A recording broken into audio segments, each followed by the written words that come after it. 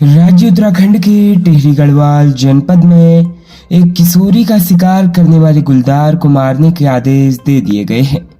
इस मामले में टिहरी डीएफओ पुनीत तोमर का बयान भी आया है। डीएफओ पुनीत तोमर ने बताया कि पहले गुलदार को पिंजरे में कैद करने की कोशिश की जाएगी। अगर इसमें टीम सफल नहीं हो पाई तो गुलदार को आखेट यानी शिकार किया जाएगा। बता दें कि सोमवार 22 जुलाई को टिहरी जनपद के घनसाली विधानसभा के भोड़ गांव में गुलदार ने एक किशोरी का शिकार किया था। बच्ची का शव गांव के पास ही जंगल में मिला था। इस घटना के बाद से ही ग्रामीण काफी डरे हुए हैं। वहीं ग्रामीणों ने काफी आक्रोश भी है, जिसके बाद वन विभाग ने गुलदार के पकड़ने के साथ ही उसे मारने के आदेश भी दिए हैं। इस मामले में ज्यादा जानकारी देते हुए डीएफओ पुनीत तोमर ने बताया कि सोमवार करीब 2:30 बजे गुलदार ने किशोरी का शिकार किया था, जिसका शव शाम को करीब 4 बजे मिला था। डीएफओ पुनीत तोमर भी रात तक घटनास्थल पर पहुंच गए थे।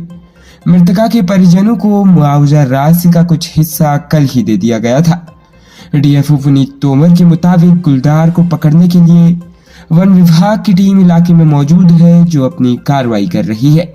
आज से गुलदार को पकड़ने का ऑपरेशन शुरू हो गया है। वहीं जिस गांव में ये घटना हुई है वो इलाका चारों तरफ से जंगल से घिरा हुआ है, इसलिए वहां लोपिंग के आदेश भी दे दिए गए हैं। इसके अलावा गांव में सोलर लाइट के लिए भी बोल दिया गया है। संसद में केंद्रीय वित्त मंत्री निर्मला सीतारमण ने आम बजट 2024-25 पेश किया, जो प्रधानमंत्री के तौर पर नरेंद्र मोदी के तीसरे कार्यकाल का पहला आम बजट है। जबकि वित्त मंत्री के तौर पर निर्मला सीतारमण ने लगातार 8वीं बार बजट पेश किया। वहीं आम बजट में पहली बार उत्तराखंड का जिक्र हुआ है, जिसमें खासकर आपदा के लिए बजट शामिल किया गया है, जिस पर मुख्यमंत्री धामी ने अपनी प्रतिक्रिया दी है। केंद्रीय वित्त मंत्री सीतारमण ने आम बजट 2024-25 पेश किया, तो वहीं इस बजट में किसानों और युवाओं के लिए काफी कुछ देखने को मिला। बजट को लेकर केंद्र सरकार का कहना है कि यह बजट आगामी 5 सालों के लिए बेहद महत्वपूर्ण है, जो कि देश की दिशा और दशा तय करेगा।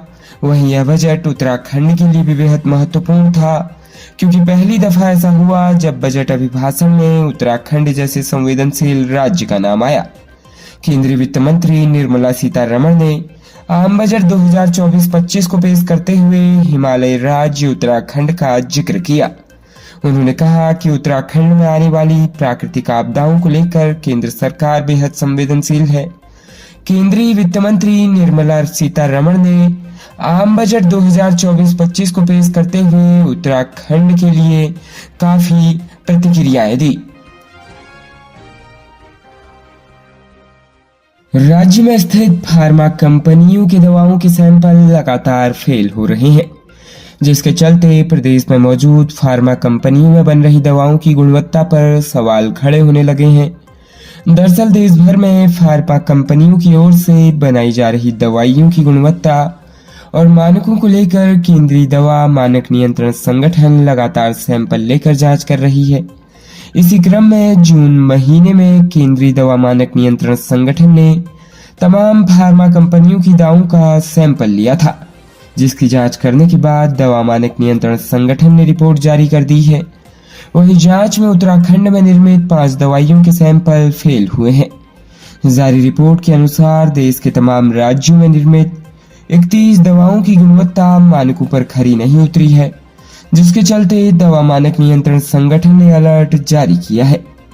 साथ ही राज्यों के ड्रग्स कंट्रोलर को कार्रवाई के निर्देश दिए हैं, जिसको देखते हुए उत्तराखंड के ड्रग्स कंट्रोलर ताजवीर सिंह ने जिन फार्मा कंपनियों की दवाओं के सैंपल फेल हुए हैं उसे बैच की दवाओं को बाजार से वापस मांगने के निर्देश दिए हैं।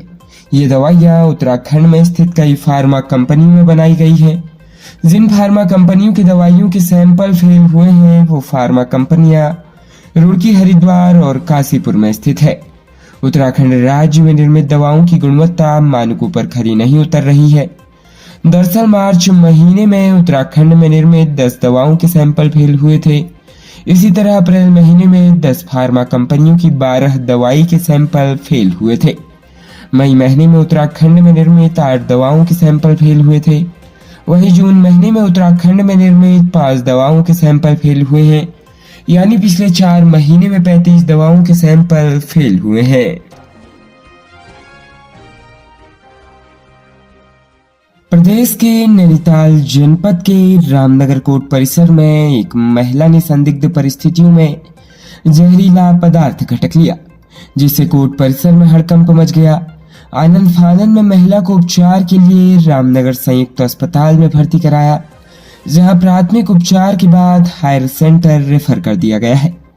बताया जा रहा है कि जहरीला पदार्थ खाने से महिला की हालत गंभीर बनी हुई है। उधर पुलिस पूरे मामले में जांच पड़ताल में जुट गई है। जानकारी के मुताबिक आज यानी 23 जुलाई की दोपहर रामनगर कोर्ट परिसर में अज्ञात कारणों के चलते एक महिला ने जहरीला पदार्थ खा लिया, जिसे देख कोर्ट परिसर में हड़कंप मच गया।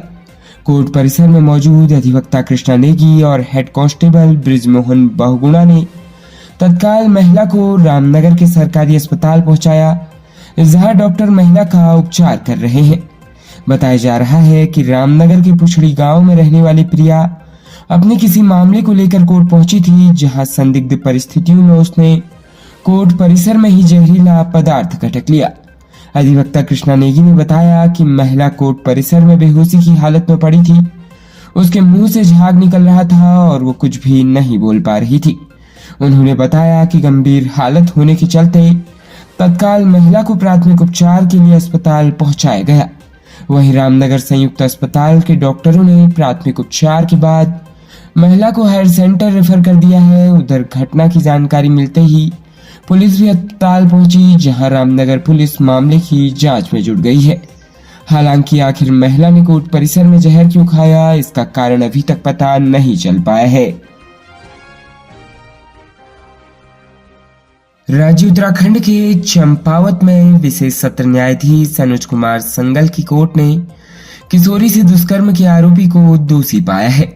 दोषी को 20 वर्ष के कठोर कारावास की सजा सुनाई है। इसके साथ ही दोषी पर 25,000 रुपए का अर्थदंड भी लगाया गया है। कोर्ट ने 3 वर्ष बाद पॉक्सो एक्ट के मामले में फैसला सुनाया है। वर्ष 2021 में लोहाघाट थाने जिला समन्वयक चाइल्ड हेल्पलाइन चंपावत ने तहरीर देकर बताया कि पीड़िता पिछले 2 वर्ष से अपनी बहन के साथ रह रही थी। पीड़िता के बहन के देवर ने लगभग 9 माह पूर्व किशोरी के साथ अपने घर में बहला फुसला कर शारीरिक संबंध बनाए। इससे पीड़िता गर्भवती हो गई। पीड़िता के गर्भवती होने के बाद परिवार वालों के हाथ पैर फूल गए। उसकी तबीयत खराब होने पर डॉक्टर को दिखाया। डॉक्टर ने गर्भवती होने की बात कही। 2020 में उसने हल्द्वानी के एक अस्पताल में बच्चे को जन्म दिया। मामला एक किशोरी से संबंधित होने के कारण चाइल्ड हेल्पलाइन नैनीताल ने संज्ञान लेकर घटनास्थल चंपावत से संबंधित प्रकरण रेफर कर दिया। पूरे मामले में लोहाघाट थाना पुलिस ने आरोपी रोहित के खिलाफ धारा 376 और पॉक्सो एक्ट में मामला दर्ज कर आरोपी को गिरफ्तार कर जेल भेजने की कार्रवाई करी।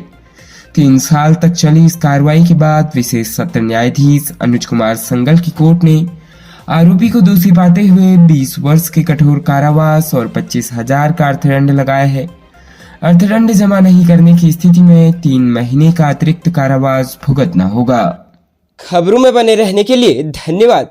खबरों से प्रकाशित रहने के लिए कुमाऊनी कुटुंब को सब्सक्राइब करना न भूलें तथा खबरों को शेयर कर सहयोग प्रदान अवश्य करें।